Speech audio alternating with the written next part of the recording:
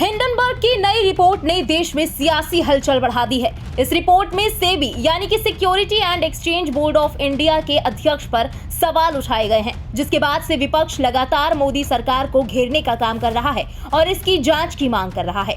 इन सबके बीच अब भारतीय जनता पार्टी की तरफ से भी प्रतिक्रिया सामने आई है, जिसमें भाजपा सांसद ने विपक्ष के आरोपों पर पलटवार किया है। सीमा पार से विपक्ष के कुछ ऐसे तार जुड़े हुए हैं कि भारत के हर संसद सत्र के दौरान एक अव्यवस्था का वातावरण उत्पन्न किया जाए।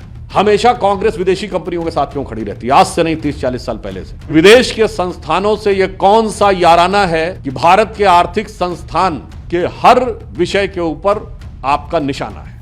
हिंडनबर्ग की नई रिपोर्ट पेश होने के बाद से सियासत तेज हो गई है। विपक्ष लगातार इस रिपोर्ट को लेकर मोदी सरकार पर हमलावर है, जिसको लेकर बीजेपी के राज्यसभा सांसद सुधांशु त्रिवेदी ने कहा कि पिछले कुछ सालों से जब भी संसद सत्र शुरू होता है, कोई विदेशी रिपोर्ट जारी हो जाती है। संसद सत्र से ठीक पहले बीबीसी की डॉक्यूमेंट्री जारी की गई थी। संसद सत्र से ठीक पहले जनवरी में हिंडनबर्ग की रिपोर्ट आई थी। ये सब घटनाक्रम संसद सत्र के दौरान होता है। विपक्ष के विदेश से ऐसे संबंध हैं कि वो भारत के हर संसद सत्र के दौरान अस्थिरता और अराजकता पैदा करते हैं। वो भ्रम फैलाकर भारत में आर्थिक अराजकता पैदा करना चाहते हैं। अब वो सेबी पर हमला कर रहे हैं। कांग्रेस पिछले 30 से 40 सालों से हमेशा विदेशी कंपनियों के साथ क्यों खड़ी रहती है? यूनियन कार्बाइड के साथ क्यों खड़ी रहती है? पता था कि संसद सत्र के दौरान ही वो रिपोर्ट आनी थी, और यह मैं इसलिए देश के प्रबुद्ध लोगों से कहना चाहता हूं, विगत कई वर्षों से जब जब भारत में संसद का सत्र चलता है, तब तब विदेश में कोई ना कोई रिपोर्ट छपती है। याद करिए, बीबीसी की डॉक्यूमेंट्री संसद सत्र शुरू होने से ठीक पहले आई थी। जनवरी में हिंडनबर्ग की रिपोर्ट बजट सत्र शुरू होने से ठीक पहले आई थी। कभी रिलीजियस फ्रीडम की रिपोर्ट आती है, कभी किसानों को लेकर कमेंट आता है विदेश से, तो कभी ग्रेटा थनबर्ग का स्टेटमेंट। ये सारे सीक्वेंस जाके देख लीजिएगा, संसद सत्र के दौरान ही आते हैं। और आज बरबस विपक्ष ने जब संसद सत्र का विषय उठाया, तो ये और साफ हो गया कि इसका मतलब ये संदेह बहुत गहरा हो जाता है कि सीमा पार से विपक्ष के कुछ ऐसे तार जुड़े हुए हैं कि भारत के हर संसद सत्र के दौरान एक अव्यवस्था का वातावरण उत्पन्न किया जाए। और यह बात हम गंभीरता से कह रहे हैं कि विपक्षी दल भारत में अस्थिरता और अराजकता उत्पन्न करना चाहते हैं, क्योंकि अभी हाल ही में संपन्न चुनाव भारत के इतिहास के इकलौते चुनाव थे जब 7 समंदर पार से बैठे हुए किसी धन कुबेर ने कहा, जॉर्ज सोरोस ने, कि मैंने $1 बिलियन रखे हुए हैं भारत में मोदी जी की सरकार को हटाने के लिए। कोई एक घटना होती तो किसी देश का बयान आ जाता है, तो कभी कोई रिपोर्ट आ जाती है। तो हमारी समझ में ये नहीं आता है कि ये सारी बातें, और फिर वो विदेश में जाकर ही राहुल गांधी जी अनेक प्रकार की चीजों की अपेक्षा करते हैं। कांग्रेस और विपक्ष के नेता जाके विपक्ष से अपेक्षा करते हैं कि भारत में हस्तक्षेप किया जाए। और मैं पुनः गंभीरता के साथ कहना चाहता हूं कि भारत के अंदर ये आर्थिक अराजकता उत्पन्न करना चाहते हैं भ्रम के द्वारा, चाहे विषय भारत सरकार की कंपनी का हो या कोई निजी कंपनी का हो। ये वही लोग हैं जिन्होंने 1 साल पहले कहा था LIC डूब गया, इन्होंने कहा था SBI डूब गया, इन्होंने कहा था HAL हिंदुस्तान एरोनॉटिक्स डूब गया।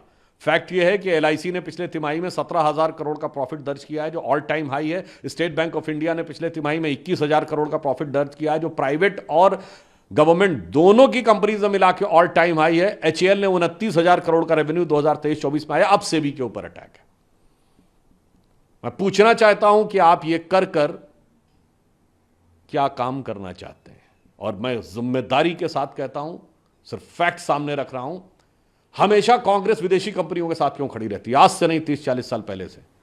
यह बताइए, 1984 में यूनियन कार्बाइड के एंडरसन को इन्होंने हवाई जहाज में बैठ के भगाया था। यूनियन कार्बाइड के साथ कौन खड़ा था? कांग्रेस। बोफोर्स के साथ कौन खड़ा था 1987-88 में? कांग्रेस। अगस्ता वेस्टलैंड के साथ कौन खड़ा था? कांग्रेस। चेक पिस्टल्स वाली कंपनियों के साथ कौन खड़ा हुआ था? कांग्रेस। और बीबीसी के साथ कांग्रेस, हिंडनबर्ग के साथ कांग्रेस। और मैं फिर भी कहूंगा, राहुल गांधी जी एक ब्रिटिश कंपनी में काम भी कर चुके हैं जिसका नाम था बैकऑप्स। तो आज हम विपक्ष से पूछना चाहते हैं कि विदेश की संस्थाओं और विदेश में छपने वाली चीजों में, और आपको ध्यान हो केजरीवाल जी ये भी बोल चुके हैं कितना मुश्किल होता है न्यूयॉर्क टाइम्स में छपवाना, ये वर्ड है उनका ऑन रिकॉर्ड। तो मैं पूछना चाहता हूं एक लाइन में कि ये विदेश के संस्थानों से ये कौन सा याराना है कि भारत के आर्थिक संस्थान के हर विषय के ऊपर आपका निशाना है। सर, ऑपोजिशन जेपीसी है इस मुद्दे पे, क्या कहेंगे? देखिए, अपोजिशन पहले भी इस विषय पे बात करती रही। जेपीसी का अधिकार, जब एक बिंदु मैं और भी कहना चाहूंगा, जो संसद सत्र के दौरान की उन्होंने बात कही, तो बिजनेस एडवाइजरी कमेटी में तय हुआ कि संसद सत्र का सत्रावसान होगा। मैं स्वयं भी बिजनेस एडवाइजरी कमेटी का मेंबर हूं। तो बताइए, कांग्रेस के लोग तो उसमें थे। तो अब सत्र का अवसान सबसे विचार करके हुआ, उसके बाद इससे कनेक्शन, एक बात बहुत साफ हो जाती है कि उनको इस बात की तैयारी थी या आशा थी कि सत्र के दौरान ये रिपोर्ट आनी चाहिए। शायद वो लोग किसी कारणवश चूक गए होंगे। एक आखिरी सवाल सर, ऑपोजिशन कि सेंटर को पता था ये रिपोर्ट आने वाली है, इसीलिए सत्र जल्दी खत्म कर दिया गया? नहीं, मैंने तो आपको बता दिया, ये आज नहीं, पिछले 4-5 सालों में बीबीसी की डॉक्यूमेंट्री, 2023 में हिंडनबर्ग की रिपोर्ट, चाहे रिलीजियस फ्रीडम की रिपोर्ट हो, ग्रेटा थनबर्ग का बयान हो, किसानों के ऊपर बयान हो, ये सब के सब संसद सत्र के दौरान आए हैं। तो मैं पुनः कहना चाहता हूं कि विदेशी कंपनियों से कांग्रेस का रिश्ता पुराना है, इसलिए भारत के हर आर्थिक संस्थान पर लगाना निशाना है और इसके द्वारा किसको फायदा पहुंचाना है, यह भारत की प्रबुद्ध जनता को निश्चित रूप से समझ में आना है। गौरतलब है कि अमेरिकी short seller company Hindenburg research एक बार फिर नए खुलासे के साथ सामने आया है। इस बार हिंडनबर्ग ने सेबी की चेयरपर्सन माधवीपुरी बुच और उनके पति धवल बुच और अडानी ग्रुप को लेकर बड़े दावे किए हैं। हिंडनबर्ग ने माधवी बुच और उनके पति की अडानी ग्रुप की शेल कंपनियों में हिस्सेदारी होने की बात कही है। हिंडनबर्ग की रिपोर्ट में कहा गया कि अडानी ग्रुप पर उसकी रिपोर्ट को लगभग 18 महीने हो चुके हैं, जिसमें इस बात के पुख्ता सबूत पेश किए गए थे कि वो भारतीय ग्रुप कॉरपोरेट इतिहास का सबसे बड़ा घोटाला कर रहा था। ब्यूरो रिपोर्ट, इंडिया पब्लिक खबर। फिलहाल इस खबर में अभी के लिए बस इतना ही। देश और दुनिया की बाकी तमाम बड़ी और लेटेस्ट अपडेट्स के लिए सब्सक्राइब करें इंडिया पब्लिक खबर के YouTube चैनल को और बेल आइकन दबाना बिल्कुल ना भूलें।